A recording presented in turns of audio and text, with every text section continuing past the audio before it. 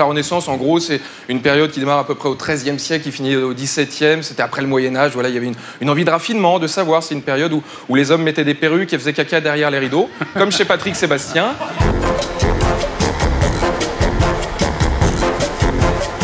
Et maintenant, voici Tom Villa, mon CDD.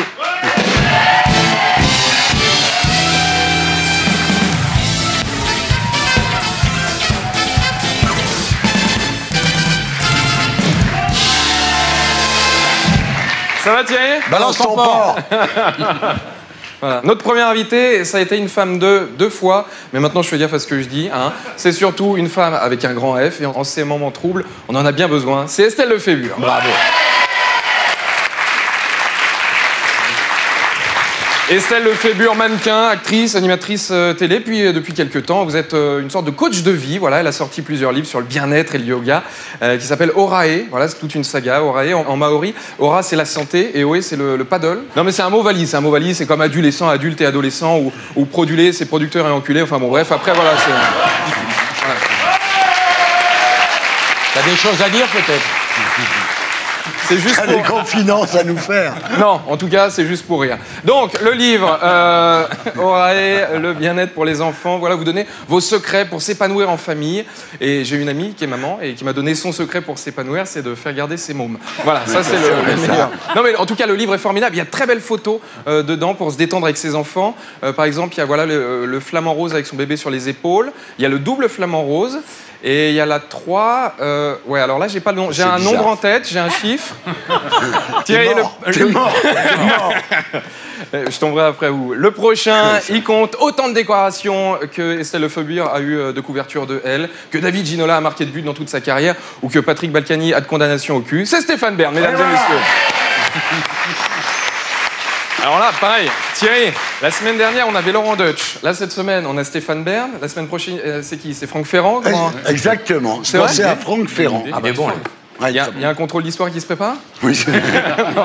Non, c'est encore un royaliste, ou alors il y a une révolution et on n'est pas au courant. Voilà. Pourtant, les têtes vont tomber. Il suffit de regarder le président Macron pour comprendre qu'on a pris le pouvoir, les royalistes. Stéphane Bern, en tout cas, il a vu tous les plus beaux bijoux de famille du monde et sans jamais aller aux chandelles. Bravo. Et... T'as compris? Oui, bah oui, quand même. T'as compris? Et il est là ce soir pour son livre Secret d'Histoire, c'est le numéro 8. Ouais. C'est comme les Fast and Furious, il y en a un par an, on s'en regarde plus.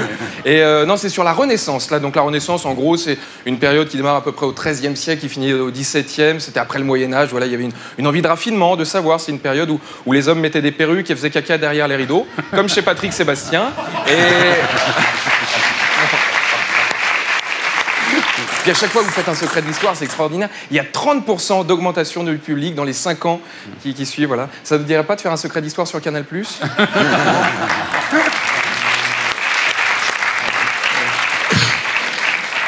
Notre troisième invité, Thierry, il a été footballeur. Aujourd'hui, il est animateur télé. C'est grosso modo le même métier. Tu bosses une fois par semaine pendant 90 minutes. C'est David Ginola.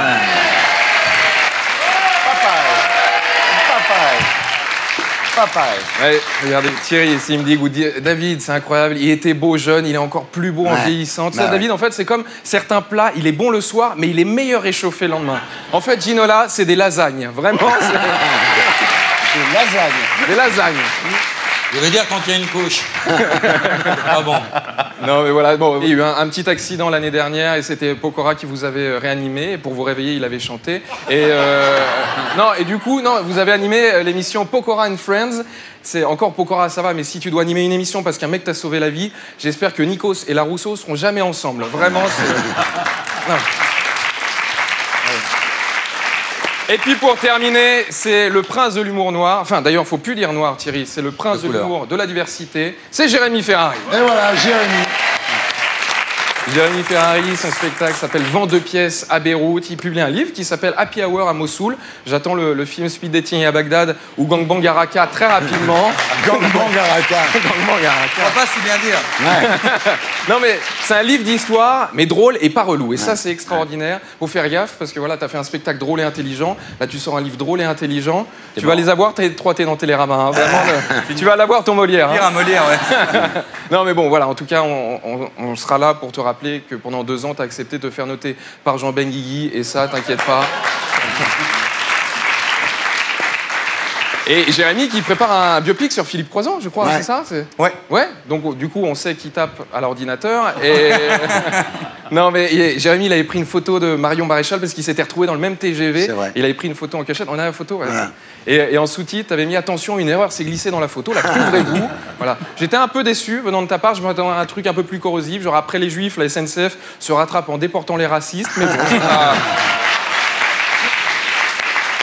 Et surtout, Thierry, foncez voir le One Man. Moi, je l'ai vu l'année dernière au Folies Bergère, vend 2 pièces à Beyrouth, voilà, qui est formidable. Voilà. Énorme. Il n'y a pas que moi qui le dis. Non. Il y a aussi Daesh Magazine qui dit c'est le mécréant le plus drôle de sa génération, on le tuera le dernier.